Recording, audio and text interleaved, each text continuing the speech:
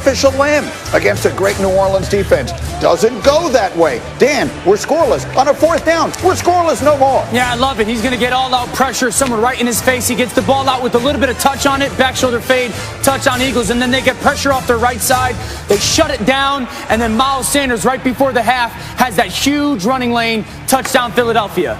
82 yards. He would rush for 115. Eagles up 17-0 at halftime. Now to the third, it's 17-7, and it's Taysom Hill. Some good moments and some bad. Dan, here's a good one, a dart for 37 yards. Yeah, beautiful play fake to get that safety to cut the crosser, and then they got really one-on-one downfield. Emmanuel Sanders does a nice job of going up, making that contested catch. 17-14, fourth quarter. Saints going for it on a 4th and 2. What are you going to do? You're going to find Taysom Hill a spot to run with it? No, he's going to throw it. Actually, no, he's going down in a fumble. Eagles would score on their next drive. Sorry, Dan. Sanders, a 2-yard touchdown, is 24-14. And so now all Jalen Hurts needs to do, Dan, is run the clock out. Don't do this. Don't put the ball in harm's way, something he didn't do all night. It's a really nice job by that Saints player coming in, punching the football out right there, and then all of a sudden you're like, uh-oh, maybe this game isn't over if New Orleans can score quickly. Quan Alexander knocking it out, and then it's Hill. And how about this? Jared Cook just taking it away for the score. Beautiful job of giving Cook a chance. You know, he's matched up on that linebacker. Just give him the opportunity to reach back and make that catch. So here's your ball game, an onside kick. We're faking right. We're going left as Will Lutz. Take a look at the spin. And then Rex Ryan, as we look at this again, how in the world do the Saints not get this? I have no idea, Greeny. Come on. 52. What are you doing? They've got it surrounded. But somehow it is the Eagles who come out of that scrum with the ball and the win. Hurts, a winner. So, coach, now what? Kind of gave us a spark as a team that I was looking for, and I think we were looking for as a team. But you know, this win today is not about one guy. This win is about this team and how resilient this team is. I'm gonna enjoy this one. I'm gonna go home and relax and be with my family tonight and enjoy this win and get ready for the week. All right, so with all due respect, the idea that this isn't going to be about one guy is wishful thinking. And so, Dan Orlovsky, I will start with you. Who starts at quarterback for Philadelphia next week? Oh, Jalen Hurts. That's an easy question. You know, Doug Peterson said that he needed a spark on their offense, and Jalen Hurts gave him that. I'd argue he was a consistent flame for that offense. Jalen Hurts was the difference for the Philadelphia Eagles yesterday. Now, listen, yes, that was the best coached that they have been all year with the way they ran their RPOs and the way they schemed guys up to get open. Most of their offense was run game or the quarterback outside of the pocket, and the defense played really good. But Jalen Hurts was outstanding.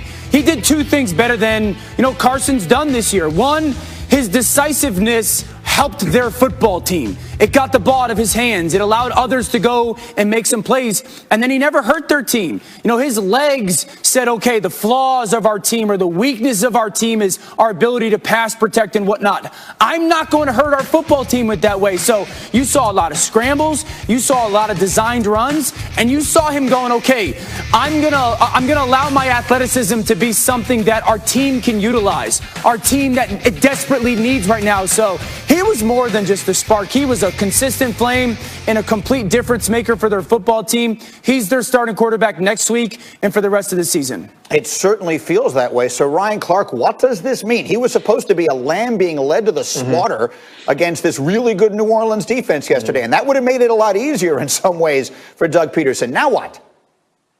You know what? I'm with you, Greeny. I disagree with Doug Peterson on this being about one person, and that one person isn't about Jalen Hurts, because I can't necessarily say that Jalen Hurts is the sole reason that this team or the Philadelphia Eagles beat the New Orleans Saints. But I can say that Carson Wentz not being the quarterback is the reason they beat the Philadelphia Eagles beat the New Orleans Saints. And you look at the way that Jalen Hurts was able to play. I told you last week, I felt like this was Apollo Creed going to face Ivan Drago at the beginning of Rocky IV, but that's not what we saw. We saw that this defense could bleed. We saw that Jalen Hurts, when pressured on 14 plays, they gained 82 yards because he got outside of the pocket. We saw how effective the design quarterback run could be, and also the scramble out of the pocket. And Jalen Hurts was poised. Jalen Hurts looked like he was in full command of what Doug Peterson was asking him to do, but everybody else played better. And that's what I mean about Carson Wentz not being the quarterback. Look at the Philadelphia Eagles when they played with Nick Foles, the way the defense stepped up, the run game.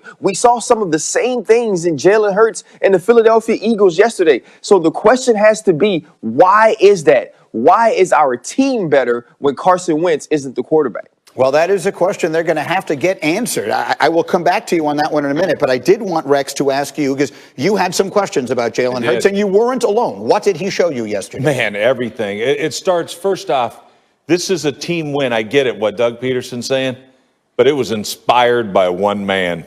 And the way he played, the poise that he played with, like I questioned the skill set. Man, oh man. I'm not seeing the big picture. The big picture is this guy's a winner.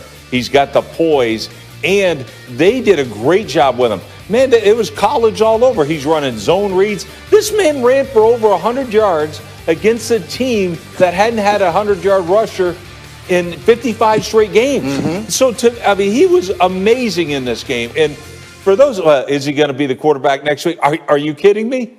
The conversation is going to be, is he going to be the quarterback moving forward, including next year? That's what he's going to try to answer. But I was blown away by this young man's performance. Right. I'm glad you said. I wanted to give you the chance to say it because you had questions, and many people had questions. But so now, Dan, let's go back to the question RC just raised, because it is the most important one.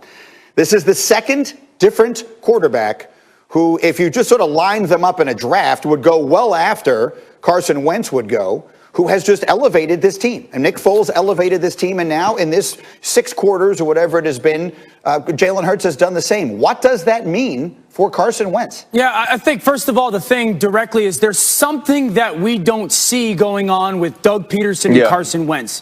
There is something. You know, the play calling was completely different. The feel of that game was completely different. That defense played inspired football. And so, you know, you don't go from one of the better quarterbacks in the NFL and one of the top guys in the world to doing what you do to all of a sudden not being able to do it unless it's up here. Like, there's something with his thought process and the disconnect between him and Doug Peterson. But I will say this, and I said this last week. The more Jalen Hurts plays and plays better and wins football games, the question of can we trade Carson Wentz becomes more realistic. I know the draft picks and the money. I get all that. It's the NFL. Nothing should surprise anybody. And then 2, if people in that organization believe that the draft pick of Jalen Hurts affected Carson Wentz and Jalen Hurts continues to play well, how do you have both of them on your team at the same time next year? I don't see how that's even remotely possible. So yesterday was great for Jalen Hurts. It was incredibly concerning for me when it comes to Carson Wentz. Well, RC, I can hear you agreeing. I'd love to hear your thoughts. It felt a little bit like the beginning of something yesterday. Did it also feel maybe like the end of something?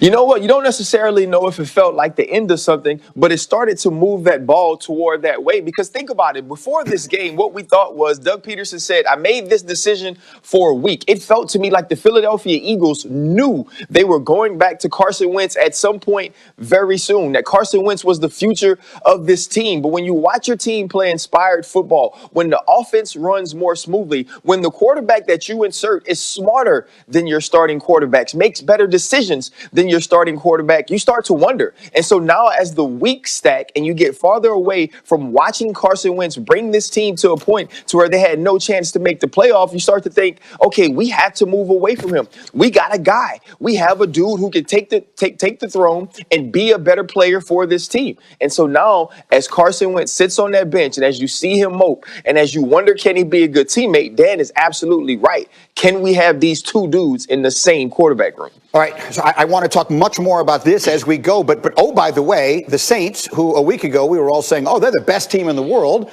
all of a sudden they lose a game that I think they won't feel really good about. What was your number one question coming out of that, Rex Ryan? Where was the quarterback design runs? You know, I wouldn't have been surprised that a quarterback ran for 115 yards in a game. I just thought it was going to be Taysom Hill. I never saw it. We all know we saw Daniel Jones have 2, great quarterback runs against this team.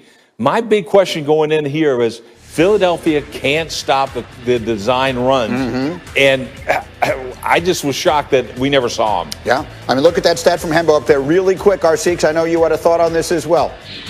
Yeah, so it's not about getting Drew Brees back. It's about Sean Payton getting out of his ego, about Sean Payton to stop trying to prove to us that Taysom Hill is a regular quarterback, is a traditional quarterback.